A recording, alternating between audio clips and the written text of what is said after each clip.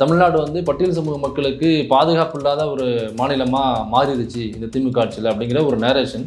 இந்த நேரேஷனை வந்து தொடர்ந்து அதிமுக முன்னாடி வந்து சவுக்கு சங்கர் நேரேஷனை போட்டுருந்தாப்புல. இப்போ சவுக்கு சங்கர் உள்ளே இருக்கிறதுனால இப்போ அந்த வேலையை எங்கள் அண்ணன் பத்திரிகையாளர் மணி அவர்கள் நேற்று டிபேட்டில் கூட அவரும் நக்கீரன் பிரகாஷ் அவர்களும் பேசும்போது கூட மணி அவர்கள் பத்திரிகையாளர் மணி இதே மேட்டர் தான் முன் வச்சாப்புல. அது நக்கீரன் பிரகாஷ் அவர்கள் அங்கேயே வந்து சட்டையை பிடிச்சி அந்த நெக் பட்டனோட சேர்த்து பிடிச்சி பொழைன்னு ஒரு அறை விட்டுருக்காப்புல. ரஞ்சித் கூட இன்னைக்கு வந்து கருத்துக்களை பதிவிட்டிருக்காரு. அதில் அவரும் ஒரு ஓரமாக வந்து ஆருத்ரா இதுக்கும் தொடர்பு இருக்கா, இந்த கோணத்தில் விசாரிக்காங்களா மாட்டாங்களா அப்படின்னு ஒரு லைனில் சொல்லிட்டு போறாரு. பிஜேபி பெரிய விமர்சனம் வைக்க மாட்டாங்க. பல பேர் இங்கே பேச ஆரம்பிச்சாங்கன்னு நினைக்கிறேன். என்னுடைய செயின் எங்கே போய் நிற்குது, கடைசியாக இந்த நூல் பிடிச்சோம்னாக்கா நேரடியாக பிஜேபிகிட்ட போய் நிற்குது, ஆருத்ராட்ட போய் நிற்குது. எனக்கு அப்போ ஆற்காடு சுரேஷ் மூலமாக அவருக்கு ரிவெஞ்சாக ஒரு 6 பேர் வர்றாங்கனாக்கா இந்த 6 பேரை பேக்கப் பண்ணுறது யார்? யாரோ ஒருத்தன் வழி நடத்தணும்ல. ஆம்ஸ்ட்ராங் அவரோட கொலையில் ஈடுபட்டதில் ஒருத்தர் வந்து பிஜேபியோட மண்டல எஸ்சிஎஸ்டி அணி தலைவராக இருக்கிறாரு. இதை குறித்து அண்ணாமலையார் அவர்கள்ட்ட கேள்வி கேட்கும்போது எனக்கு தெரிஞ்சு யாரும் அப்படிலாம் பொறுப்பு போடல, எனக்கு தெரிஞ்சவர்கள் அங்கெல்லாம் பொறுப்பில் இருக்கிறாங்களான்னு எனக்கு தெரியல. அப்போ எல்லாரும் பெட்ரூம்லையும் வந்து கட்சி தலைவர் யாராக இருக்காங்க, கட்சிக்குள்ளே யாரார் நம்மளோட வளர பார்க்குறாங்களோ அவங்க பெட்ரூமில் உட்காந்து கேமரா வச்சு நீ வீடியோ மட்டும் தான் எடுத்துக்கிட்டு இருக்கு. அப்போ எதுவுமே தெரியலனாக்கா அதுக்கு தமிழ்நாட்டில் பேர் தற்கூரின்னு சொல்லுவாங்க. இங்கே ஒருத்தர் ஏற்கனவே இருக்காரு சீமான்னு, அவருக்கு பக்கத்தில் வேணா சேர் போட்டு உட்கார வைக்கலாம். சமீபத்தில் அண்ணாமலை வந்து அரசியல் கற்றுக்கொள்வதற்காக லண்டன் போறாப்ல, யூஎஸ்ஓ லண்டனோ போறாப்ல அப்படின்னு சொல்லிட்டு இப்போ இது நியூஸ் அப்படி திருப்பி அரசியல் கத்துக்க போறாப்ல. அப்புறம் என்ன அர்த்தம்னா ராஜா உனக்கு அரசியல் தெரியலன்னு மேல வந்து கூப்பிட்டு சொல்லியிருக்காங்க. இங்க வா தற்கூரி, உனக்கு அரசியல் பண்ண தெரியல, நீ நல்லா வீடியோ கவரேஜ் பண்ற, நல்லா பிட்டு படம் எடுக்கிற, அதுக்கு மட்டும் லாய்க்கா இருக்க, தயவு செஞ்சு யூஎஸ் லண்டன் இங்க போ, அங்க ஒரு காலேஜ் இருக்கு, அங்க போயிட்டு சீமானுக்கே நான் சொல்றேன், நீ திமுக எதிர்க்கிறல்ல, ஆருத்ராவை ஏன் விசாரிக்கல? எனக்கு 50க்கும் மேற்பட்ட தற்கொலைகள் இந்த ஆருத்ரால இருக்கு, இதை ஏன் முன்னெடுக்க மாட்டேங்கிற? இப்ப கள்ளக்குறிச்சியில அவ்வளவு பேர் இறந்து போனாங்க, அங்க போய் நின்று இல்ல. இப்ப 50க்கும் மேற்பட்டவங்களும் ஆருத்ராங்கிற ஒரு கம்பெனி அது இவ்வளவு பெரிய ஃப்ராட் பண்ணிருக்கு, பிஜேபி சம்பந்தப்பட்டிருக்கு, அண்ணாமலை பொறுப்பு கொடுத்துருக்காப்ல, அமர்பிரசாத் கொண்டு போய் சேர்த்து விட்டுருக்கோம், நீ எத்தனை கோடி வாங்கின, எதுக்கு சேர்த்து விட்ட, ஆர்கே சுரேஷ் எதுக்கு தலைமுறை வேணாப்ல, இதெல்லாம் சீமான் பேசணும்ல. ஏன் சீமான் பேச மாட்டேங்கிறாரு? ஏன்னாக்கா ஆருத்ராவில இருந்து சீமானுக்கும் காசு போயிருக்கு. எங்கேயாவது ஒரு இடத்துல ஆருத்ரா பத்தி பேசியிருப்பாப்லையா? ஒரு இடத்துல. ரூட்ஸ் நேயர்களுக்கு வணக்கம். பிஎஸ்பி தலைவர் ஆம்ஸ்ட்ராங் அவர்கள் கொல்லப்பட்டதை தொடர்ந்து தமிழகத்தில் சட்ட ஒழுங்கு சரியில்லை என்ற விமர்சனமும், தமிழகத்தில் தலித் தலைவர்களுக்கு பாதுகாப்பு இல்லை என்ற விமர்சனமும் தொடர்ச்சியாக வைக்கப்பட்டு வருகிறது. அது எந்த அளவுக்கு உண்மை, இதற்கு ஏதாவது உள்நோக்கம் உள்ளதா என்பதை பற்றி விவாதிக்க யூடியூப் ரூட்டர்ஸ் அவர்கள் இணைந்துள்ளார். வாருங்கள் அவருடன் பேசுவோம். தமிழகத்தில் சட்ட ஒழுங்கு சரியில்லை, தொடர்ச்சியாக பல கொலை குற்றங்கள் இங்கே நடந்துட்டு இருக்கு. அதுவும் தலித்துகள் குறிவைத்து கொலைப்படுறதை தடுக்கிறது இல்லை, அதில் பெருசான நடவடிக்கை எடுக்கிறது இல்லை. இந்த விமர்சனத்தை நீங்கள் எப்படி பார்க்குறீங்க? இல்லை, அதான் பொதுவாக பட்டியல் சமூகத்தினருக்கு அல்லது பட்டியல் சமூகத்தை சார்ந்த தலைவர்களுக்கு இங்கே பாதுகாப்பு இல்லாதனால தமிழ்நாடு வந்து பட்டியல் சமூக மக்களுக்கு பாதுகாப்பு இல்லாத ஒரு மாநிலமாக மாறிடுச்சு இந்த திமுக ஆட்சியில் அப்படிங்கிற ஒரு நேரேஷன். இந்த நேரேஷனை வந்து தொடர்ந்து அதிமுக முன்னாடி வந்து சவுக்கு சங்கர் நேரேஷனை போட்டுருந்தாப்புல. இப்போ சவுக்கு சங்கர் உள்ளே இருக்கிறதுனால இப்போ அந்த வேலையை எங்கள் அண்ணன் பத்திரிகையாளர் மணி அவர்கள் நெக் பட்டனை போட்டு அவர் விவாதங்கள்லையும் பல யூடியூப் சேனலையும் பேசும்பொழுது அந்த அதிமுகவினுடைய சவுக்கு சங்கருடைய மவுத் பீஸாக இப்போ அண்ணன் வந்து உட்காந்து பேசிகிட்டு இருக்காப்புல. நேற்று டிபேட்டில் கூட அவரும் நக்கீரன் பிரகாஷ் அவர்களும் பேசும்போது கூட மணி அவர்கள் பத்திரிகையாளர் மணி இதே மேட்டர் தான் முன் வச்சாப்புல. அது நக்கீரன் பிரகாஷ் அவர்கள் அங்கேயே வந்து சட்டையை பிடிச்சி அந்த நெக் பட்டனோட சேர்த்து பிடிச்சி பொழைன்னு ஒரு அறை விட்டுருக்காப்புல. ஏன் அப்படின்னாக்கா நம்ம சிரிக்கிறது இல்லை. இப்போ ஆம்ஸ்ட்ராங் அண்ணன் இறந்து போயிருக்காரு, அவர் பிஎஸ்பி கட்சியினுடைய தேசிய கட்சியினுடைய ஒரு மாநில தலைவர். அவர் இறந்து போயிருக்காரு அப்படிங்கிறதுக்கு பின்னாடி இதில் வந்து காவல்துறை மெத்தனை போக்காக இருக்கா, இருந்திருக்கலாம், நமக்கு இது தெரியல. எனக்கு அந்த துப்பாக்கி இல்லைங்கிறதான் விமர்சனமாக வைக்கிறாங்க. காவல்துறை மெத்தனை போக்கா இருந்திருக்கு அல்லது உளவுத்துறை சரியில்லை இந்த மாதிரிலாம் பேசும்போது உளவுத்துறை ஏற்கனவே கூப்பிட்டு 2 தடவை அவருக்கு 2 தடவை 3 தடவை அவருக்கு தெரிவித்து தான் சொல்லியிருக்காங்க, இந்த மாதிரி த்ரெட் இருக்குது, நீங்கள் கவனமாக இருக்கணும் அப்படின்னு சொல்லியிருக்காங்க. இல்லை 3 விஷயம். ஒன்று வந்து உளவுத்துறை ஃபெயிலியர்னு சொல்கிறாங்க, உளவுத்துறை கூப்பிட்டு சொல்லியிருக்காங்க அப்படிங்கிறது அவங்க சம்மந்தப்பட்ட அதிகாரிகளே சொல்லிட்டாங்க. 2வது துப்பாக்கி விஷயத்த இந்த இளவு வீட்டில் அச்சஸ் வருதுங்கிற சீமான்னு ஒன்று தெரிஞ்சுட்டு இருக்கும்ல, அது அப்படி தான். எந்த இளவு வீடு இருந்தாலும் ஒருத்தர் சாக கூட உடனே தட்டை தூக்கிட்டு அங்கே போயிட வேண்டியது, அங்கே உள்ள வாக்கரிசியை தூக்கி இது வாயில் போட்டு வர வேண்டியதான் வேலையாக இருக்கும்.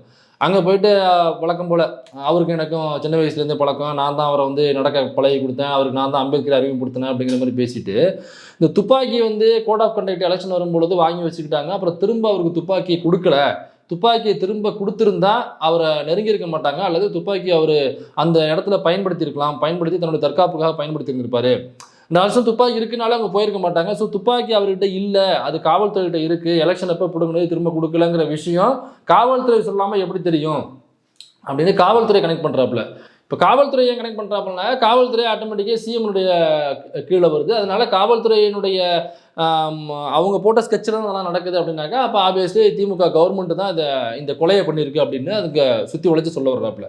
ஆனால் சம்மந்தப்பட்ட காவல் அதிகாரியை வந்து உடனடியாக ஒரு ப்ரெஸ் மீட் கொடுத்து எனக்கு இந்த கன் மேட்டர் வந்து கொஞ்சம் பரவ ஆரம்பிச்சிருச்சு. உடனே சொல்லிட்டாப்புல கோட் ஆஃப் கண்டக்ட் நம்ம வாங்கி வச்சோம், அப்புறம் எலெக்ஷன் முடிஞ்சு 13ஆம் தேதியே அவர் திரும்ப வாங்கிட்டாரு கண்ணை. அதோட 27 வரைக்கும் ரினிவலும் பண்ணி வச்சிருக்காரு. கன் அவர்கிட்ட தான் இருக்குது, 13ஆம் தேதியிலேருந்து கன் அவர்கிட்ட போயிருச்சு அப்படிங்கிறத அவர் சொல்லிட்டாரு.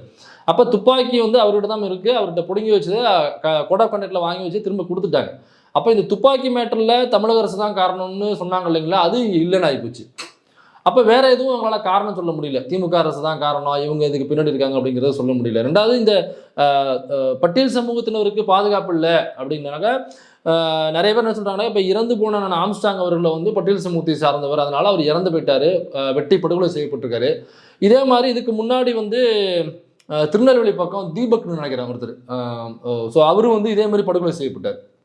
இந்த மாதிரி ஒரு பட்டியல் சமூகத்தை சார்ந்த கட்சியில் இருக்கக்கூடிய முக்கிய நபர்கள், அந்த தீபக்குங்கிற பையனும் அங்கே உள்ள ஒரு கட்சியில் இருக்காப்புல, ஒரு பட்டியல் சமூகத்தில் அங்கே ஒடுக்கப்பட்ட மக்களுடைய குரலாக ஒழிக்கக்கூடிய ஒரு நபராக அங்கே இருந்திருக்காரு. அவரும் வெட்டி கொலை செய்யப்பட்டிருக்காரு, இவங்களும் வெட்டி கொலை செய்யப்பட்டிருக்காங்க. இந்த மாதிரி பட்டியல் சமூகத்தினருக்கு எதிரான போக்குகள் தமிழ்நாட்டில் அதிகமாக இருக்குது. அதனால பட்டியல் சமூகத்தினருக்கு இங்கே பாதுகாப்பு இல்லை அப்படின்னு சொல்ல வர்றாங்க. தீபக் அவர்கள் இறந்ததுக்கு பின்னாடி சாதி இருக்குது. ஏன்னாக்கா இவர் வந்து ஒரு பட்டியல் சமூகத்தை சார்ந்தவர், வெட்டி கொலை செய்தவர்கள் வேற ஒரு சமூகத்தை சார்ந்தவங்க, இடைநிலை சமூகத்தை சார்ந்தவங்க நினைக்கிறேன். ஸோ அங்கே உள்ள சாதிய சண்டைகள், பட்டியல் சமூகத்திற்கும் இன்னொரு இடைநிலை சாதிக்கும் உள்ள சாதிய சண்டைகள், இவங்க அங்கே கொலை பண்ணுறது, திரும்ப அவங்க ரிவெஞ்சாக அங்கேருந்து இங்கே கொலை பண்ணுறது அப்படிங்கிறது ஒரு பெரிய போக்காக போயிட்டுருக்கு. அது பல வருட காலமாக அங்கே இருக்கிற ஒரு போக்கு. அது அதில் தீபக் அப்படிங்கிற தோழர் வந்து வெட்டி கொலை செய்யப்பட்டிருக்காரு. அதுக்குள்ளே சாதி இருக்குங்களா, அது களையப்படணும். அதே மாதிரி நாங்குநேரியில் ஒரு பையன், சின்ன துறக்கிற பையன் வீடு புந்து, ஸ்கூல் படிக்கிற பசங்க சக மாணவர்களே வீடு புந்து வெட்டுறாங்க, சாதியின் பேரை சொல்லி நடத்தப்பட்ட ஒரு அநீதி அது. அப்போ அதில் சாதி இருக்கா? கண்டிப்பாக இருக்குது. அதை கலையினா அதுக்கு தான் ஒரு தனிநபர் ஆணையம் போடுறாங்க, இவரை வச்சு நீதிபதி சந்திர வச்சு போடுறாங்க. அவர் அந்த ஆணையத்தோட ரிசல்ட்டை கொடுக்குறாரு. அதை என்ன அப்ளை பண்ணலன்னு நினைக்கிறேன். அதில் ஏகப்பட்ட விமர்சனங்கள் வந்துச்சு, அதை இன்னும் ஆய்வுகள் பண்ணிட்டு இருக்காங்க, சரி செஞ்சுட்டு இருக்காங்கன்னு நினைக்கிறேன். அப்போ இதில் வந்து சாதி இருக்கான்னு கேட்டால் இதில் சாதி இருக்குது கண்டிப்பாக. இதில் பட்டியல் சமூகத்தில் பாதிக்கப்படுறாங்க, அதுக்கு பாதுகாப்பு கொடுக்கணும் அப்படிங்கிறது நம்ம ஒன்றா குரல் எழுப்பலாம். ஆனால் அண்ணன் ஆம்ஸ்டாங் அவர்களுடைய இறப்புக்கு பின்னாடி எந்த ஒரு சாதிய உள்நோக்கமும் இல்லை. ஏன்னாக்கா அவர் நக்கீரன் பிரகாஷே டிபேட்லேயே சொல்லியிருந்தார், அண்ணன் ஆம்ஸ்டாங் அவர்கள் இறந்த போன ஆம்ஸ்டாங் அவர்கள் எப்படி பட்டியல் சமூகத்தை சார்ந்தவரோ அதே மாதிரி இந்த கொலையில முக்கிய குற்றவாளியாக இருக்கக்கூடிய ஆற்காடு சுரேஷ் அவர் இறந்து விட்டார். அவருடைய தம்பி பொன்னை பாலு. எனக்கு ஆற்காடு சுரேஷ்னாக்கா அவர் புளியந்தோப்பில் தான் இருக்காருன்னு நினைக்கிறேன். அவர் ஆற்காடு சொந்த ஊர். ஆற்காடுனாக்கா ஆற்காடு இல்லை, ஆற்காடு பக்கத்தில் உள்ள பொன்னைன்னு ஒரு ஊர், அந்த ஊர் தான் சொந்த ஊர். ஸோ அதனால் அவர் வந்து ஒரு புனை பெயரை ஆற்காடு சுரேஷ் அப்படின்னு வச்சிருக்காரு. அவர் இறந்து போயிட்டார். அவருடைய தம்பி தான் பழிக்கு பழியாக எங்களோட அண்ணனை பழி வாங்கினது வந்து ஆம்ஸ்டாங்குடைய டீம் தான் எங்கள் அண்ணனை கொண்டுச்சு, அதனால நாங்கள் பழிக்கு பழி வாங்கணும்னு சொல்லிட்டு அவர் வாக்குமூலம்லாம் கொடுத்துருக்காப்புல அவருடைய தம்பி பொன்னை பாலு. அந்த பொன்னை பாலு யாருனாக்கா பட்டியல் சமூகத்தை சார்ந்தவர், அண்ணன் ஆம்ஸ்டாங் அவர்களும் பட்டியல் சமூகத்தை சார்ந்தவர். இதே மாதிரி இந்த கொலை சம்பவத்தில் ஈடுபட்ட இன்னும் சில பேர் பார்த்தீங்கன்னாக்கா எல்லாருமே பட்டியல் சமூகத்தை சார்ந்தவங்களா இருக்காங்க பெரும்பாலுமே. ஸோ அதனால இதற்கு பின்னாடி வந்து சாதிய உள்நோக்கம் இருக்குது அப்படின்னாக்கா வேறொரு இடைநிலை சாதியை சார்ந்தவர்கள், ஆனால் ஆம்ஸ்டாங் அவர்கள் வந்து பட்டியல் சமூகத்தை சார்ந்தவர் என்கிற காரணத்தினாலேயே அவருடைய வளர்ச்சி பிடிக்காம கொண்டுட்டாங்க அப்படின்னு கூட நம்ம ஒரு குற்றச்சாட்டு வைக்கலாம். ஆனால் அது இதுக்குள்ள அப்படி எந்த ஒரு சாதிய மனநிலையுமே இல்லையே. ஒரு பட்டியல் சமூகத்தை சார்ந்த ஒருத்தர் தான் இன்னொரு பட்டியல் சமூகத்தை சார்ந்த தலைவராக இருக்கக்கூடிய நான் ஆம்ஸ்டாங்களை கொலை பண்ணுறாருனாக்கா அப்போ சாதி இங்கே பிரச்சனை இல்லை. அப்போ இதுக்குள்ளே வேற ஏதோ ஒரு பிரச்சனை இருக்குது. அந்த பிரச்சனை என்னங்கிற நோக்கில் நம்ம பேசணும்னாக்கா சரியான தீர்வை கண்டறிய முடியும். ஆனால் திருமாவளவன் அவர்கள் பேசும்போது கூட சொன்னார், வந்துட்டு போகும்போது அண்ணன் கூட சொல்லியிருந்தார், இதில் வந்து உண்மையான குற்றவாளி இன்னும் கண்டுபிடிக்கப்படலை அப்படின்னு சொல்லியிருக்காரு. அப்போ உண்மையான குற்றவாளின்னு அவர் யார் சொல்ல வர்றாரு? ஒருவேளை இதுக்குள்ளே சாதிய உள்நோக்கம் இருந்துச்சுனாக்கா ஏன் என்ன திருமாவளவன் தெரியாதானே? அவர் ஆப்வியஸ்லி இன்னும் சரியான குற்றவாளியை கண்டுபிடிக்கப்படலை அப்படின்னாக்கா அப்போ அவர் எதை யூகிச்சுட்டார், இதுக்கு பின்னாடி வேற ஒன்று இருக்குது, ஒரு மிகப்பெரிய ஒரு கட்சி இருக்குது, அல்லது மிகப்பெரிய ஒரு நிறுவனம் இருக்குது, அல்லது ஏதோ ஒன்று இருக்குது அப்படிங்கிறத அவர் யூகிச்சிட்டாரு, அல்லது அவருக்கு மேபி தெரிஞ்சுருக்கலாம். ஒருவேளை சாதி இருந்திருக்கு அப்படின்னாக்கா அண்ணன் திருமாவளவன் அங்கேயே சொல்லியிருந்திருப்பார்ல, இந்த சாதியை சார்ந்தவர்கள் அல்லது இந்த கட்சியை சார்ந்தவர்கள் சாதி வெறியில வெட்டி கொலை பண்ணிட்டாங்கன்றதை அவர் முன்னெடுத்திருக்க மாட்டார் அந்த போராட்டத்தை. அவர் என்ன இதுக்குள்ளே ஒருவேளை சாதி இருக்குனாக்கா அதை மறைச்சிட்டு போகிறதுக்கு அவர் சமூக நீதியில் என்ன தெரியாத ஒரு நபராக இருக்கக்கூடிய நபர் இல்லை. அவர் இன்னைக்கு வரைக்கும் இந்த சனாதனத்துக்கு எதிராக போராடக்கூடிய ஒரு நபர் அவர். அப்போ இதுக்குள்ளே சாதி இல்லைங்கிறது அவர் தெரிஞ்சிருக்கு. அப்போ இதுக்குள்ளே சாதி இல்லை தான். அப்போ இதுக்குள்ளே வேற ஒன்று இருக்குது, அது என்னங்கிறத பற்றி பேசியிருக்கணும் முதல்ல. நேற்று டிபேட்டில் கூட பேசும்பொழுது மணியவர்கள் பேசும்பொழுது தலித்துகளுக்கு பாதுகாப்பு இல்லை, தலித்துகளுக்கு பாதுகாப்பு இல்லை, தலித்துகளுக்கு பாதுகாப்பு இல்லைன்னு சொல்லிட்டு இருந்தார். ஒருவேளை மணியவர்கள் வந்து இறந்து போனது ஆம்ஸ்டாங் அவர்கள் பட்டியல் சமூகத்தினர் ஒரு தலைவராக இங்கே இருந்திருக்காரு, அவர் இறந்து போனதில் அந்த மக்களுக்கான பேரிழப்பு இருக்குது அப்படிங்கிற ஒரு இதில் ஒரு பட்டியல் சமூகத்தினர் மீதான அக்கறையில் மணி வந்து பேசியிருக்காரு அப்படின்னு நம்ம எடுத்துக்கலாம். ஆனால் அதே பத்திரிகையாளர் மணின்ட்டு நம்ம கேட்க வேண்டிய கேள்வி என்னென்னா, இதே பிஜேபி ஆளுகிற மாநிலங்கள் இருக்கு இல்லைங்களா, உத்தரப்பிரதேசத்தில் டெய்லி நம்மளுடைய சோஷியல் மீடியாவில் வீடியோ வந்துகிட்டே இருக்கும். ஒரு பட்டியல் சமூகத்தை சார்ந்த ஒரு ஆணோ பெண்ணோ அல்லது ஆணும் பெண்ணுமோ அவங்கள வந்து பொதுவெளியில் வச்சு அடிக்கிறது, அவங்கள கொலை பண்ணுறது, அவங்கள பாலியல் வல்லுறவுக்கு உள்ளாக்குறது, பாலியல் வல்லுறவுக்கு உள்ளாக்கிட்டு அதுக்கப்புறம் அவங்கள எரிச்சிடுறது, சாம்பலை கூட வீட்டுக்கு கொடுக்காம அங்கே உள்ள காவல்துறை அந்த வேலையெல்லாம் பார்க்குது. இது எங்கே நடக்குதுனாக்கா, இப்போ திமுக ஆட்சியில் தான் இப்படி நடக்குதுன்னு இவர் மட்டும் இல்லை, நட்டா சொல்லியிருக்காரு, அண்ணாமலை சொல்லியிருக்காரு. இப்போ இந்த மாதிரி எந்தெந்த மவுத் பீசஸ் இருக்கோ இவங்கெல்லாம் வந்து எல்லாம் திமுக ஆட்சியில் இப்படி நடக்குது, திமுக அப்படி நடக்குது, இப்படிலாம் சொல்லிட்டு இருக்காங்க. ஈவன் மாயாவதி இவங்க வந்து போகும்போது கூட அவங்களுமே சொல்லியிருந்தாங்க இங்கே சட்டம் ஒழுங்கு சரியில்லை அப்படின்னு சொல்லியிருந்தாங்க.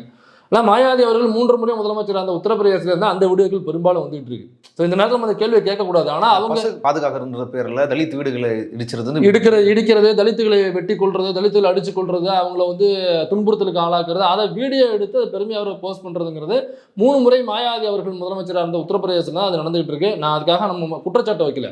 இப்போ அவங்க வந்து இங்கே ஒரு குற்றச்சாட்டு இப்படி வைக்கும் பொழுது அப்போ உத்தரப்பிரதேசத்தில் தான் அந்த வீடியோக்கள்லாம் வந்துகிட்டு இருக்கு. இங்கேருந்து தமிழ்நாட்டிலேருந்து அந்த வீடியோக்கள் வரல, உத்தரப்பிரதேசத்துலேருந்து வருது. பிஜேபி ஆளுகிற மத்திய பிரதேசத்துலேருந்து வருது, பிஜேபி ஆளுகிற ராஜஸ்தான்லேருந்து வருது, பிஜேபி ஆளுகிற குஜராத்லேருந்து அந்த வீடியோக்கள் வருது. தமிழ்நாட்டிலேருந்து அந்த வீடியோக்கள் வர்றதில்லை. ஆனால் தமிழ்நாடு பெரிய புனித பூமி, இங்கே வந்து பட்டியல் சமூகத்தை சார்ந்தவர்களும் இடைநிலை சமூகத்தை சார்ந்தவர்களும் அல்லது இந்த பார்ப்பன கும்பல் இவங்க எல்லாம் வந்து ரொம்ப ஒன்றா கூடி குழாவுகிற ஒரு பூமியாக இருக்குனாக்கா அப்படி கிடையாது. இங்கேயும் சாதி அடுக்குமுறை இருக்குது. ஆனால் மற்ற மாநிலங்களை கம்பேர் பண்ணும்பொழுது இங்கே கம்மியாக இருக்குது. அதனுடைய மாற்றங்கள் இங்கே வர ஆரம்பிச்சிருச்சு. அது கொஞ்சம் கொஞ்சமாக எஃபெக்ட் ஆகி அடுத்த தலைமுறைகிட்ட போக ஆரம்பிச்சிருச்சு. ஆனால் இருக்குது, அதை அடக்குகிற ஒடுக்குகிற அது இல்லாமல் ஆக்குகிற ஒரு போதாமை வேணா இருக்கலாம். அந்த நடவடிக்கைகளில் போதாமை இருக்குது, அதை நம்ம சரி பண்ணணும். அதை நான் வந்து எங்கேயுமே இல்லைன்னு நான் சொல்ல மாட்டேன்.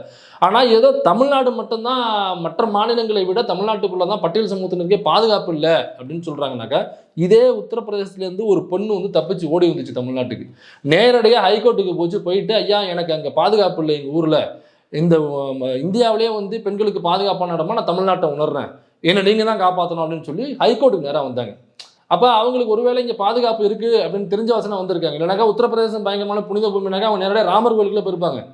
ராமர் என்னை காப்பாற்றுன்னு சொல்லிட்டு அவங்களுக்கு தெரிஞ்சிருக்கு, நீ என்னதான் கோயில் கட்டினாலும் பாதுகாக்கிற பூமி அங்கே தானே என்ன தானே சேஃப் கார்டுன்னு சொல்லிட்டு அவங்க இங்கே தான் வர்றாங்க. அதே மாதிரி தான் இந்தியாவை கம்பேர் பண்ணும்போது மற்ற மாநிலங்களை விட தமிழ்நாடு கொஞ்சம் பட்டியல் சமூகத்துக்கு எதிரான அந்த ஒடுக்குமுறைகளில் கொஞ்சம் கம்மியான ஒரு மாநிலமாக இருக்கு. நான் இல்லைன்னே சொல்ல மாட்டேன், அங்கங்கே நடந்துகிட்டு இருக்கு.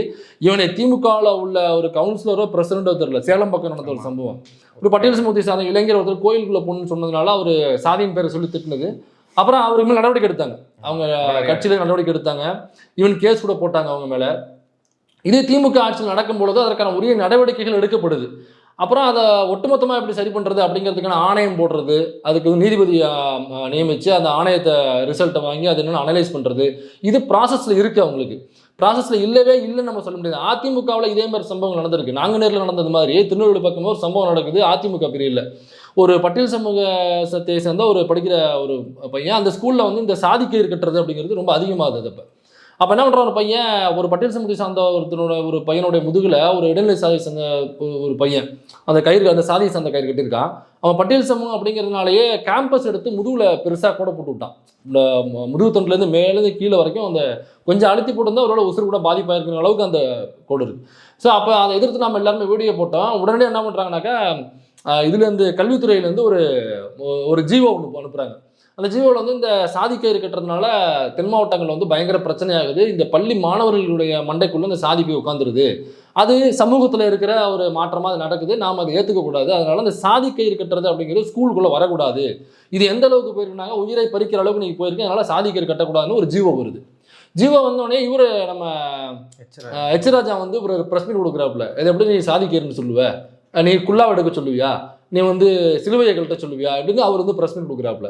ப்ரெஸ் மீட்டு கொடுத்த அடுத்த நிமிஷமே செங்கோட்டையன் வந்து இல்லை இதெல்லாம் கேமராவை அழிச்சிருங்க, நாங்கள் ஜீவோ அனுப்பலை, இது யாரோ தெரியாமல் அனுப்பிச்சுட்டாங்க, இந்த ஜீவோ வந்து நாங்கள் அனுப்பலை, ஏதோ தவறுதலாக வந்திருக்கு, அதனால் அந்த ஜீவோவை நாங்கள் வாபஸ் வாங்கிக்கிறோம். ஆல்ரெடி என்ன நடைமுறையில் இருக்கோ, அதாவது சாதி கயிறு கட்டுதல், அப்புறம் சாதிய நோக்கில் மாணவர்கள் சண்டையிடுதல், அப்புறம் அதுக்கான சாதிய மைதானத்தை அமைத்து தருதல், அல்லது கேம்பஸை விட்டு குத்திக்க சொல்லுதல், வெட்டிக்க தள்ளுதல், இது ஆல்ரெடி நடைமுறையில் இருக்கு இல்லைங்களா, அந்த நடைமுறையில் உள்ளது அப்படியே இருக்கும் அப்படின்னு இதே கல்வித்துறை அமைச்சராக இருந்த செங்கோட்டையன் வந்து அப்போ சொல்லிட்டு போனாப்புல.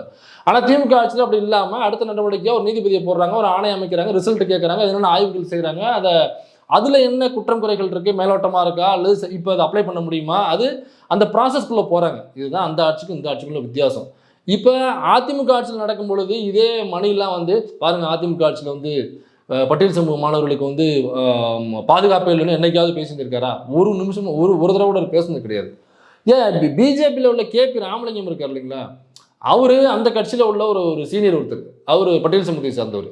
அவரை ஃபோன் பண்ணி ரொம்ப அசிங்கமாக சாதின் பேரை சொல்லி திட்டினாப்புல. அப்போ பிஜேபி பாருங்க, பிஜேபி கட்சியில் உள்ள கேபி ராமலிங்கங்கிற ஒரு முக்கியமான நபர், அவரே கட்சியில் உள்ளவரை வந்து சாதியின் பேரை சொல்லி இழிவுபடுத்தி பேசுறாருன்னா, அப்போ அந்த கட்சி தான் இந்தியாவே ஆளுகிற கட்சியாக இருக்குது. அவர் நடவடிக்கை எடுத்தால் பரவாயில்ல, நடவடிக்கை எடுக்கல. நடவடிக்கை எடுக்கிறது மாற அவரை சேஃப்கார்ட் பண்ணுறாங்க, அவருக்கு சீட்டு கொடுக்குறாங்க கேபி ராமலிங்கத்துக்கு. அப்போ இப்படியாப்பட்ட ஒரு கட்சி இந்தியாவில் ஆட்சி அமைக்கிற கட்சியாக இருக்கும் பொழுது, அப்போ அவங்களுக்கு கீழே பட்டியல் சமூகத்தில் சார்ந்தவர்கள் எப்படி பாதுகாப்பாக இருக்க முடியும் அப்படிங்கிற கேள்வி என்னைக்காவது மணி எழுப்புவாரானா? மணி எழுப்பவே மாட்டார். இதே எடப்பாடி வீட்டில் நடந்த சம்பவம், அவங்க தெருவில் உள்ள ஒரு அருந்திய சமூகத்தை சார்ந்த போலீஸ், அவர் வாசலில் அது பொதுவழி ரோடு, அதில் பைக்கில் போனார் அப்படிங்கிறதுக்காக எடப்பாடி வீட்டில் உள்ள அண்ணன் தம்பிகைலாம் இருப்பாங்களா, அவங்களே அதே வீட்டில் இப்போ இருக்கிற எடப்பாடியோட வீடு, அந்த சிலுவம்பாளையத்தில் உள்ள வீடு, அதில் அவரை அந்த சம்மந்தப்பட்ட நபரை வந்து உள்ளே கூட்டு வச்சு தூணில் கட்டி வச்சு அடிச்சிருக்காங்க. அவரை பையன், சின்ன பையன் கூட இருக்கிறாங்க, கூட இருந்தான். அப்போ அவங்க அப்பாவை திரும்ப கூட்டு போகிறான். அடி வாங்கினதுக்கு அப்புறம் அந்த அவர் வெளில போயிட்டு பேட்டி கொடுக்குறாரு. இந்த மாதிரி நான் போனால் போலீஸாருங்க என்னையே பாருங்கள் உள்ளே கட்டி வச்சு அடிக்கிறாங்க, என் பையன் தான் அந்த கூட்டம் வந்தாங்க, உசுருக்கே உத்தரவாதம் இல்லாமல் இருக்குன்ட்டு. மணி இதெல்லாம் மென்ஷன் பண்ணி பேசுவாரா? 1967 என்ன தெரியுமா நடந்துச்சு, 73 என்ன தெரியுமா நடந்துச்சு பேசுவாங்க. மணியை அவர் பேச மாட்டாரு. இல்லை மணி ஏன்னாக்கா ஒரு அதான் சவுக்கு சங்கர் இல்லைல்ல, அதனால சவுக்கு சங்கருடைய வாயாக நீ மணி இருக்காப்ல. அவர் என்னன்னா ஏன் தலித்துகளுக்கு பட்டியல் சமூகத்தினருக்கு திமுகவுடைய ஆட்சியில் பாதுகாப்பு இல்லைன்னு ஏன் சொல்ல வர்றாங்கனாக்கா, ஆப்வியஸ்லி 2026 எலெக்ஷனு, அதில் இங்கே உள்ள அண்ணன் திருமாவளவனை எப்படியாவது கழட்டிட்டு கொண்டு போய் அங்கே சேர்க்கணும் அவங்களுக்கு.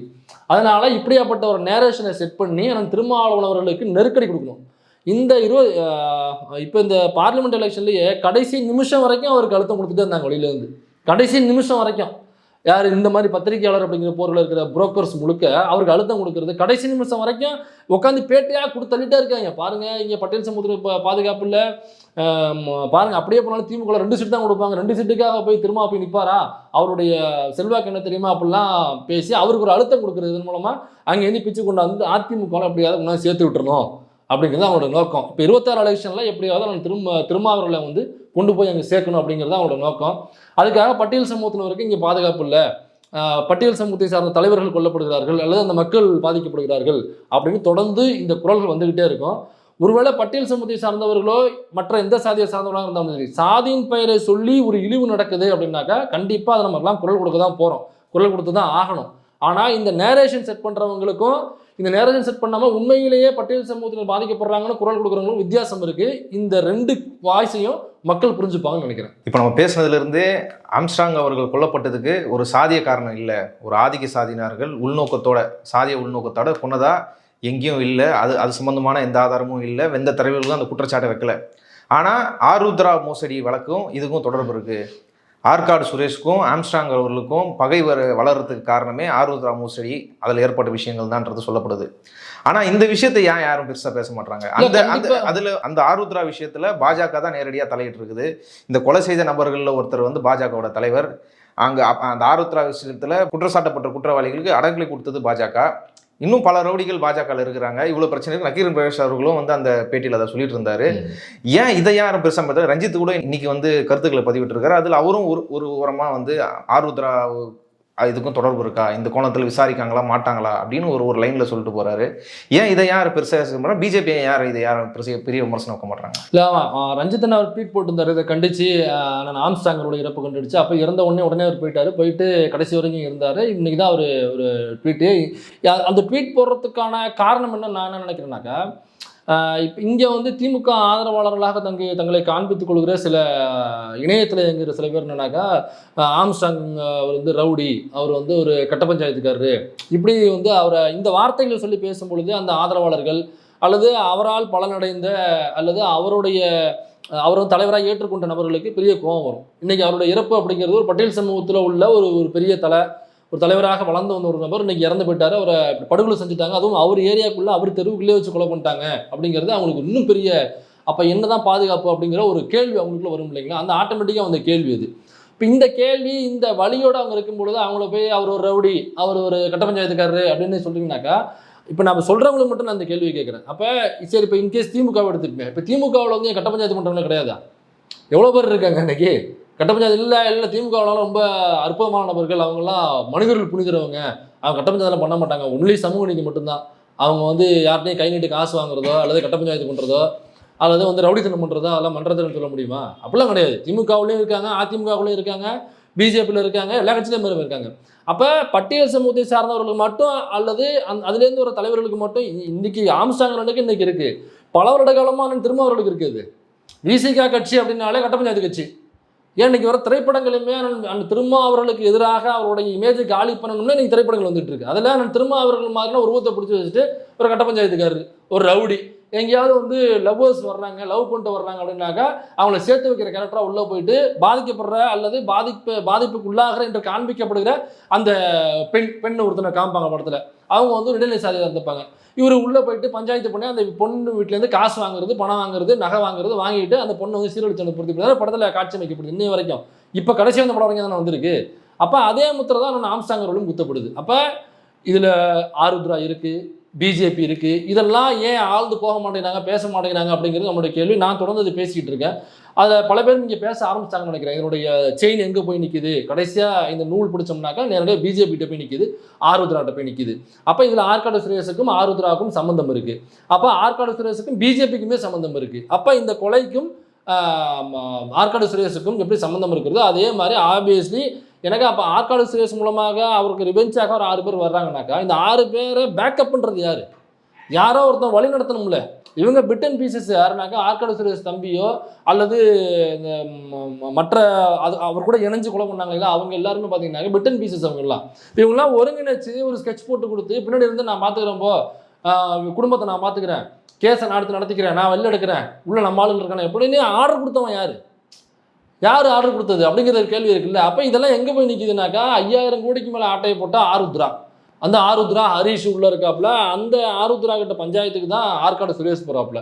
அந்த ஆற்காடு சுரேஷ் போகும்போது தான் ஆம்ஸ்டாங் அது உள்ளே போகிறாப்புல. அப்போ தான் 2 பேருக்கும் மோட்டிவேஷன் ஆகுது. அதில் தான் ஆற்காடு சுரேஷ் வந்து கொல்லப்படுறாப்புல. அந்த கொலைக்கு காரணம் ஆம்ஸ்டாங் என்று அவங்க நம்பிக்கிட்டு அவங்க திரும்ப ஆம்ஸ்டாங் அவர்களை ரிவெஞ்ச் எடுக்கிறாங்க. சரி, இதுக்கெல்லாம் பின்னாடி யார் இருக்கா? அப்போ மூலக்காரணம் வேறு. 5000 கோடிங்கிறது மூலக்காரணம். அந்த 5000 கோடி யார்கிட்ட இருக்குது இன்னைக்கு? ஆருத்ரா யார்கிட்ட இருக்குது? பிஜேபிகிட்ட இருக்குது. அப்போ யாருங்கிறத வெளிப்படையாக சொல்லணும்ல, அல்லது இன்னமும் டேரிங்காக இறங்கி அடிக்கணும்ல. ஸோ இவங்களுக்கு என்ன கோவம், நான் பாரஞ்சதுக்கு என்ன கோவம்னாக்கா இந்த சூழலில் அவரை வந்து ரவுடி அல்லது வந்து கட்ட பஞ்சாயத்துக்காரா அப்படின்னு டீக்ரேட் பண்ணுற வார்த்தைகளை போட்டு அவருடைய இமேஜை ஸ்பாயில் பண்ணுறது போடும்பொழுது அவங்களுக்கு ஆட்டோமேட்டிக்காக வர கோவம். அந்த கோபத்தினுடைய வெளிப்பாட்டில் அவர் போட்ட ட்வீட்டாக நான் பார்க்குறேன். ஆம்ஸ்டாங் அவரோட கொலையில் ஈடுபட்டதில் ஒருத்தர் வந்து பிஜேபியோட மண்டல எஸ்சிஎஸ்டி அணி தலைவராக இருக்கிறாரு. இதை குறித்து அண்ணாமலை அவர்கள்ட்ட கேள்வி கேட்கும்போது இந்த கொலையில் சம்மந்தப்பட்ட ஒரு கட்சி தலைவராக இருக்கிறாரு, இன்னும் பல சமூக விரோதிகளும் உங்கள் கட்சியில் தொடர்ச்சியாக சேர்த்துட்டு வரீங்க, தமிழிசை சவுந்தரராஜன் அவர்களே சமூக விரோதிகளை கட்சியில் அதிகரிச்சிட்டாங்கன்றது சொல்கிறாங்க. இதுக்கு முன்னாடி கூட இவர் சீர்காழி சத்யான்றவர் வந்து 3 நாளைக்கு முன்னாடி வந்து தொடர் கொலையில் ஈடுபடுறவர் காவல்துறை சுட்டு பிடிச்சிருக்கிறாங்க. அவர் ஒரு பர்த்டே ஃபங்க்ஷனுக்கு போகிறாரு. அவர் யாருன்னா அலெக்சி சுதாகர், பாஜகவோட வழக்கறிஞர் பிரிவு மாநில செயலாளர். இப்போ இவங்க எல்லாமே பாஜகவில் தான் இருக்கிறாங்க.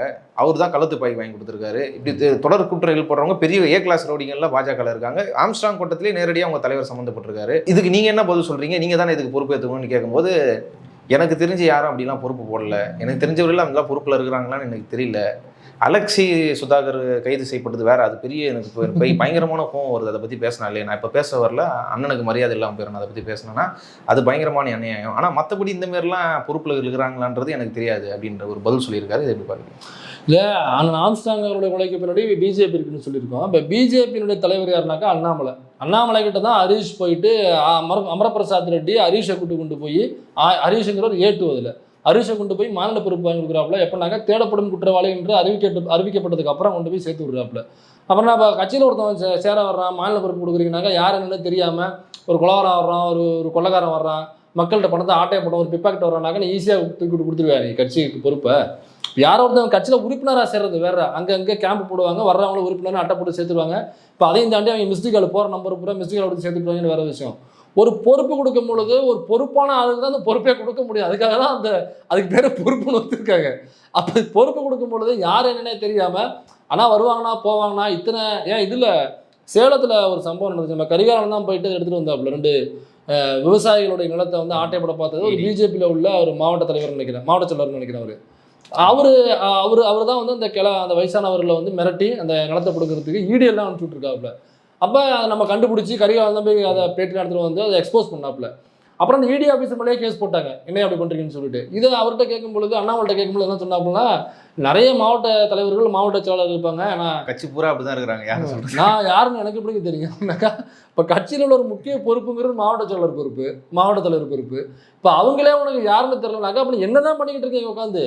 அப்போ எல்லாரும் பெட்ரூமுக்குள்ளேயும் வந்து கட்சி தலைவர் யாராக இருக்காங்க, கட்சிக்குள்ளே யாரார் நம்மளோட வளர பார்க்குறாங்களோ அவங்க பெட்ரூமில் உட்காந்து கேமரா வச்சு நீ வீடியோ மட்டும் தான் எடுத்துக்கிட்டு இருக்க. இப்போ கட்சியில் பொறுப்பில் யார் இருக்காங்க, கட்சி எங்கே போயிட்டுருக்கு, கட்சியில் யார் சேர்றா, அவன் கொலைகாரனா கொள்ளைக்காரனா எதுவுமே தெரியாது. அப்போ எதுவுமே தெரியலனாக்கா அதுக்கு தமிழ்நாட்டில் பேர் தற்குறின்னு சொல்லுவாங்க. இங்கே ஒருத்தர் ஏற்கனவே இருக்கார் சீமான்னு, அவருக்கு பக்கத்தில் வேணால் சேர் போட்டு உட்கார வைக்கலாம், நீ ஒரு தற்குறி, அரசியல் தற்குறி. இதை நான் மட்டும் சொல்லலை, அண்ணாமலையே ஒத்துக்கிட்டு இருக்காப்புல. சமீபத்தில் அவங்களுக்கு ஆதரவாக இருக்கிற பேப்பரில் கூட ஒரு பிட் நியூஸ் ஒன்று வந்துச்சு. அண்ணாமலை வந்து அரசியல் கற்றுக்கொள்வதற்காக லண்டன் போகிறாப்புல, யூஎஸ்ஓ லண்டனோ போகிறாப்புல அப்படின்னு சொல்லிட்டு. இப்போ இது நியூஸை படிச்சா சிரிப்பு. அரசியல் கற்றுக்க போகிறாப்புல அப்படின்னா என்ன அர்த்தம்னா, ராஜா உனக்கு அரசியல் தெரியலன்னு மேலே வந்து கூப்பிட்டு சொல்லியிருக்காங்க. டே இங்கே வா தற்குறி, உனக்கு அரசியல் பண்ண தெரியல, உனக்கு அரசியல் நாம என்னன்னு தெரியல, நீ நல்லா வீடியோ கவரேஜ் பண்ணுற, நல்லா பிட்டு படம் எடுக்கிற, அதுக்கு மட்டும் தான் லாய்க்காக இருக்க, தயவு செஞ்சு யூஎஸ் லண்டன் இங்கே போ, அங்கே ஒரு காலேஜ் இருக்குது, அங்கே போயிட்டு அரசியல்லாம் என்னென்னு படிச்சுட்டு அப்புறம் வந்து அதுக்கப்புறம் தமிழ்நாட்டுக்குள்ள அரசியல் பண்ணு. அதனால தமிழ்நாட்டுக்குள்ள பொறுத்த வரைக்கும் அரசியல் நீ ஹக்கீஸ் போட்ட ஒரு பாப்பா தான் அங்கே, அதனால போயிட்டு அரசியல் கற்றுக்கிட்டு வேட்டியை கட்டிட்டு வா அப்படின்னு சொல்லி அனுப்பிச்சிருக்காங்க. அதுதான் இந்த பிட் நியூஸ். அதனால உனக்கு அரசியல் அப்படின்னா என்னன்னே தெரியாத ஒரு தற்கொலை முண்டம் அப்படிங்கிறத நியூஸை பார்க்கும்போது எனக்கு தோணுச்சு. இப்போ இந்த வழக்கு சரியான திசையில போகுமான்றது தான் எல்லாருடைய கேள்வி. ஒரு கமிஷனர் அவர்கள், இதுக்கு முன்னாடி இருந்த கமிஷனர் அவர்கள் சந்திப்பு, இப்போ அருண் மாற்றப்பட்டிருக்கார், இதுக்கு முன்னாடி சந்திப்பு இருந்தார். அவர்கிட்ட இதை பற்றி கேட்கும்போதே ஆருத்ரா அதன் மீது தொடர்பு இருக்க வாய்ப்பு இருக்குது, அந்த கோணத்தில் நாங்கள் விசாரிக்க போகிறோன்றதை சொன்னார். ஆனால் ஏற்கனவே ஆருத்ராவில் வந்து பாஜக தலையிட்டிருக்கிறாங்க, அமர் பிரசாத் ரெட்டி நேரடியாக தலையிட்டிருக்காங்கன்னு சொல்லும்போதே இவர் கரிகாலன் அவர்கள் இடி சம்மந்தப்பட்ட நபர்கிட்ட நேரடியாக கேட்கும்போதே அவங்க அதை மறுத்துட்டு போயிட்டாங்க. ஏற்கனவே பாஜகவுக்கு தொடர்பு இருக்கிற மாரி ஒரு நடவடிக்கை இங்கே எடுக்கப்படலை. இந்த வழக்கில் ஆச்சு ஆருத்ரா தொடர்பு இருக்கா, பாஜக தொடர்பு இருக்கா அப்படின்றது எல்லாருடைய சந்தேகம். அதுக்கான ஆதாரங்களோட சில பேர் வெளியிட்டிருக்கிறாங்க. இது மீது நடவடிக்கை எடுக்கப்படுமா? அண்ணாமலை அவர்களே இதை பற்றி கேட்கும்போது எடுக்க சொல்லுங்கள் தைரியமா, எங்கள் மேலே தலைவர்கள் மேலேயே தொண்டர்கள் மேலேயே நேரடியாக தொடர்பு இருக்குன்னு சொல்கிறீங்க, உண்மையாக எடுக்க வேண்டிய ஏன் நடவடிக்கை எடுக்க மாட்டேன்ற அளவுக்கு பேசுகிற அளவுக்கு நிலைமை இருக்குது. அதான் அண்ணாமலைக்கு அரசியல் எனக்கு தெரியாதுங்க. இப்போ ஏற்கனவே கோயம்புத்தூரில் நிற்கும் போது சொன்னாப்புல, ஆனால் நான் எழுதி தரேங்கண்ணா, நான் எழுதி தரேன், எழுதி வச்சுங்கன்னா இங்கே வந்து டெபாசிட் இருக்குது திமுக, எழுதி தரேங்கண்ணா, நான் வந்து இல்லைனாக்கா நான் இங்கே இதில் இருக்க மாட்டேன்னா போகிறாங்கண்ணா அப்படிலாம் சொன்னாப்புல. இன்னும் போகல, அவர் அங்கே தான் உட்காந்துட்டு இருக்காப்புல. அதனால சும்மா எல்லாரும் மைக்குள்ள இருந்தவனைங்க உணர்ச்சி வசப்பட்டு ஏதாவது சவால் வர மாதிரி பேசிட்டு போவாப்புல. இப்போ எனக்கு என்னன்னாக்கா இந்த ஆருத்ரா மேட்டரை ஏன் இந்த அரசாங்கம் சரியாக விசாரிக்க மாட்டேங்கிறது அப்படிங்கிற கேள்வி எனக்கும் இருக்குது. அதை நான் போட்ட என்னுடைய சேனலில் பேசும்பொழுது நான் அழுத்தியே சொன்னேன். சீமானை கூப்பிட்டு சீமானுக்கே நான் சொல்கிறேன், நீ திமுக எதிர்க்கிறல்ல, ஆருத்ராவை ஏன் விசாரிக்கலைனாக்கா 50க்கும் மேற்பட்ட தற்கொலைகள் இந்த ஆருத்ராவில் இருக்குது. ஆருத்ராவில் பாதிக்கப்பட்டவங்க தமிழ்நாடு முழுக்க 50 பேர் தற்கொலை பண்ணியிருக்காங்க, 50க்கும் மேற்பட்டவர்கள். இங்கே 50நாக்கா 50ன்னு வச்சுப்போம். இப்போ 50நாக்கா வெறுமனே 50 நபர்கள்னு கிடையாது. இப்போ 50நாக்கா அந்த 50 குடும்பங்கள் பின்னாடி இருக்குது. இப்போ தமிழ்நாட்டில் எல்லாம் தமிழர்கள், 50 தமிழர்கள் இங்கே தூக்கு மாட்டி செத்துருக்காங்க, சூசைட் பண்ணி செத்துருக்காங்க. ஏன்னா பிகாஸ் ஆஃப் ஆருத்ரா. அதில் பணம் போட்டாங்க, வரல, ஏமாத்திட்டா 50க்கும் மேற்பட்ட குடும்பங்கள் நீங்கள் நடுரோட்டில் நிற்கிது. இன்னமும் எத்தனை குடும்பங்கள் போக போகுதுன்னு நமக்கு தெரியல. அப்போ இதை ஏன் முன்னெடுக்க மாட்டேங்கிற? இப்போ கள்ளக்குறிச்சியில் அவ்வளோ பேர் இறந்து போனாங்க, அங்கே போய் நின்று இல்லை. இப்போ 50க்கும் மேற்பட்டவர்கள் ஆருத்ராங்கிற ஒரு கம்பெனி அது இவ்வளோ பெரிய ஃப்ராடு பண்ணியிருக்கு. யார் என்னங்கிறது டீட்டெயில் முழுக்க ராஜசேகர் தான் ஹெட்டு, அடுத்து ஹரிஷ், அதுக்கு கீழே எத்தனை பேர் இருக்கா, அதில் சம்மந்தப்பட்டவங்க பிஜேபி சம்மந்தப்பட்டிருக்கு, அண்ணாமலை பொறுப்பு கொடுத்துருக்காப்புல, அமர்பிரசாத் கொண்டு போய் சேர்த்து விட்ருக்கோம், நீ எத்தனை கோடி வாங்கின, எதுக்கு சேர்த்து விட்ட, ஆர்கே சுரேஷ் எதுக்கு தலைமுறை வேணாப்புல, அப்புறம் திரும்ப இப்படி உள்ளே வந்தாப்புல. இப்போ ஆர்கே சுரேஷ் திமுக காசு கொடுத்துருக்காப்லையா, காசு கொடுத்துட்டு கைது பண்ணாமல் திமுக வேடிக்கை பார்க்குதா, அல்லது தன்னுடைய சாதிய பின்புலத்தை பயன்படுத்தி திமுகவில் உள்ள அதே சாதியில் உள்ள அமைச்சர்கள் கிட்ட அல்லது எம்எல்ஏக்கள் கிட்ட பேசி அவங்க வந்து இந்த கைதை தடுத்து வச்சிருக்காப்லையா? இப்போ இதே மாதிரி திமுகவில் உள்ள நீங்கள் பிஜேபியில் உங்கள் சாதியை பயன்படுத்தி ஒரு பிஜேபி ஐடி வரும்போது உங்களை தடுத்து நிறுத்த முடியுமா? அப்போ அவன் பண்ணுறான்னாக்கா பண்ணியிருக்காரா அவரு? இதெல்லாம் சீமான் பேசணும்ல, ஏன் சீமான் பேச மாட்டேங்கிறாரு? ஏன்னாக்கா ஆருத்ராவிலேருந்து சீமானுக்கும் காசு போயிருக்கு. ஒரு சின்ன விஷயம் கிடைச்சா விட அவ்வளவு திமுகவில் இருக்கிற சீமான 50க்கும் மேற்பட்ட தற்கொலைகள் நடந்திருக்கு இந்த ஆருத்ராவில். இந்த 50 குடும்பங்கள் எங்கன்னு தேடி கண்டுபிடிச்சி இந்த 50 குடும்பங்கள் இருக்கிற ஊரில் அந்த தொகுதியில் மீட்டிங் போட்டிங்கனாக்கா எவ்வளவு திமுக நெருக்கடி கொடுக்கலாம். நீ திமுக காலி பண்ணலாம்ல, அந்த குடும்பத்தோட ரெப்ரஸன்டேஷன் இருப்பாங்களே, வேற ஏதாவது இருப்பாங்கல்ல, இறந்து போன குடும்பத்தில் கூப்பிட்டு உட்கார வச்சு இவங்க தான் இறந்து போனாங்க, அப்போ திமுக என்ன பண்ணுறா, அப்போ காசு வாங்கியிருக்கு நீ திமுக ஆருத்ரா கிட்ட, அப்போ காசு அப்போ எதுக்கு நீ பிடிக்கலன்னு சொல்லு, இல்லைனாக்கா விலைக்கு ரிசைன் பண்ணு அப்படின்னு ஏன் சீமான் பேச மாட்டேங்கிறா? அப்படின்னா சீமான் காசு வாங்கிட்டாப்புல லிட்டரலா. எங்கேயாவது ஒரு இடத்துல ஆருத்ரா பற்றி பேசியிருப்பாப்லையா? ஒரு இடத்துல ஆம்ஸ்டாங்கனுடைய கொலையில் ஆருத்ரா சம்மந்தப்பட்டிருக்குன்னு அவர் இறந்த உடனே இந்த விஷயத்தை எழுத ஆரம்பிச்சிட்டாங்க. ஏன் நீ அங்கே பேட்டி கொடுக்கும் பொழுது கன் மேட்டரை பற்றி பேசுகிற, நீ ஏன் ஆருத்ரா மேட்டரை பற்றி பேச மாட்டேங்கிற, ஏன் பிஜேபி பற்றி பேச மாட்டேங்கிற, ஏன் அண்ணாமலை பற்றி பேச மாட்டேங்கிற, ஏன்னாக்கா ஆருத்ராட்ட நீ காசு வாங்கிட்ட, அதனால நீ வாயை திறக்க மாட்டேன். அதனால இதை குறித்து யாரெல்லாம் பேசலையோ இவங்க எல்லாருமே ஆருத்ராட்ட காசு வாங்கிட்டு பேசாமல் இருக்காங்க. அதனால இதை அழுத்தம் கொடுக்கணும். அப்படி இல்லைனாக்கா சும்மா இந்த திமுகவை நாம் தமிழர் கட்சி இருக்குதுன்னு நம்பி உட்காந்துருக்கிற தம்பி தங்கிகள் நான் சொல்கிறேன், நீங்கள் சீமானுக்கு அழுத்தம் கொடுங்க அல்லது கேளுங்க. ஏன்னா ஆமாம் சூப்பர் மேட்டர் இருக்குண்ணா, 50 பேர் தற்கொலையாம்னா செம்ம மேட்ரு கையில் எடுத்தாக்கா தமிழ்நாடு முழுக்க பற்ற வைக்கலாம்னு அதுன்னு சொல்லிட்டு பேச சொல்லுங்களேன் பார்ப்போம். பேச மாட்டாப்புல. சீமான் பல்காக வாங்கிட்டாப்புல. இன்னொரு விஷயமும் சொல்கிறேன், சீமான் அவர் இருக்கிற இப்போ ஈசிஆரில் இருக்கார் பார்த்தீங்களா, அதுக்கு பக்கத்தில் ஒரு இயக்குனர் ஒருத்தர், கமலஹாசனை வந்து கோமலங்கட்டை நடிக்க விட்ட ஒரு இயக்குனர் ஒருத்தர், அவருடைய இடம் அது வந்து 40 கோடி அந்த சொத்தினுடைய மதிப்பு. இந்த விக்கிரவாண்டி எலெக்ஷன் முடிஞ்சு அந்த இடம் வந்து சீமான் வந்து காசு கொடுத்து வாங்கி ரிஜிஸ்டர் பண்ணுறாப்புல. நீங்கள் இதை பார்த்துட்டு சீமான் ரிஜிஸ்டர் பண்ணிட்டாப்புல 40 கோடி ரூபா இதுக்கு எப்படி சீமான் கைக்கு வந்துச்சு நம்ம கேள்வி கேட்போம். சீமான் என்ன நம்ம பதில் சொல்லுவாப்புல, இல்லை இடம் என் பேர்லையா இருக்குது, நீங்கள் வேணால் பாருங்கள், இடம் வந்து என் பொண்டாட்டி பேரில் இருக்குங்க, அது என் பொண்டாட்டி பேரில் இருக்குனாக்கா அது என் மாமியார்கிட்ட கேட்கணும் அப்படின்னு பார்ப்பல. சரி உன் மாமியாருக்கு எப்படி 40 கோடி ரூபா சொத்து இங்கே கொண்டு வாங்க, இப்போ ஈடி அனுப்பு, மாமியாருக்கு எப்படி 40 ரூபா சொத்து இருந்துச்சு, இல்லை மாமியாருக்கு வந்து அவருடைய வீட்டுக்காரரு இவர் எழுதி வச்சாரு அப்படின்னாக்கா, காளிமுத்து எழுதி வச்சாருனாக்கா காளிமுத்துக்கு எப்படி 40 ரூபா சொத்து இங்கே முதல்ல, காளிமுத்துக்கு எப்படி 40 ரூபா சொத்து, என்ன பிஸ்னஸ் பண்ணார் அவர் அப்படி. அப்போ இவர் என்னன்னாக்கா இவர் லம்பா அடிச்சிட்டாப்புல. நீங்கள் பாருங்கள், இந்த எலெக்ஷன் முடிஞ்சவனுங்க அவங்க வீட்டில் உள்ள யாரோ ஒருத்தர் பேரில் அந்த இடம் ரிஜிஸ்டர் ஆகுது, 40 கோடி ரூபா அந்த சொத்து.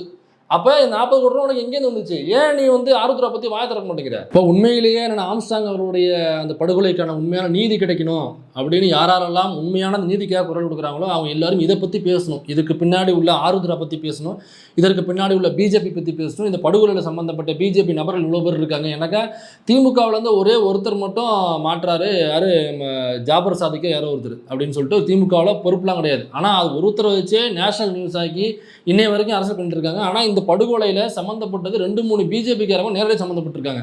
அப்போ இது பிஜேபி தான் முழுக்க முழுக்க ஆம்ஸ்ட்ராங்கினுடைய படுகொலைக்கு காரணம்னு யாருமே பேசுறதுக்கு பயப்படுறாங்க, தயங்குறாங்க. அப்போ இதையெல்லாம் வெளியில் பேசி உண்மையான நீதியை பெற்றுத்தரணும். இதெல்லாம் பேசினா மட்டும் தான் உண்மையான நீதி கிடைக்கும். அதை விட்டு போட்டு திமுக தான் எல்லாத்துக்கும் காரணம், திமுக வந்து பட்டியல் சமூகத்தினருக்கு எதிராக செயல்படுறது மட்டுமே திமுகவுடைய வேலை அப்படின்னு பேசுகிறாங்கனாக்கா அவர்களுடைய உள்நோக்கம் 2026 எலெக்ஷன் மட்டுமே தவிர நான் ஆம்ஸ்ட்ராங்குடைய படுகொலைக்கான நீதிக்காக இருக்க முடியாது என்பதை நான் தெரிவிச்சுக்கிறேன். இதை தாண்டி தமிழக அரசு இந்த ஆருத்ரா பிஜேபிங்கெலாம் உள்ள தூக்கி வச்சு நொங்க கழட்டி இதில் உண்மையிலே யார் சம்மந்தப்பட்டிருக்கா அப்படிங்கிறது உண்மையான நீதியை பெற்றுத்தரும் என்கிற நம்பிக்கையோடு இந்த பேட்டி நிறைவு செய்யலாம் நினைக்கிறேங்க. பொறுத்திருந்து பார்ப்போம், இந்த வழக்கோட உண்மையான குற்றவாளிகள் கைது செய்யப்படுறாங்களா, ஆருத்ரா சம்மந்தப்பட்ட நபர்கள் கைது செய்யப்படுறாங்களான்றதை. இவ்வளோ நேரம் உங்கள் கருத்துக்களை பகிர்ந்துட்டு ரொம்ப நன்றி. நன்றி.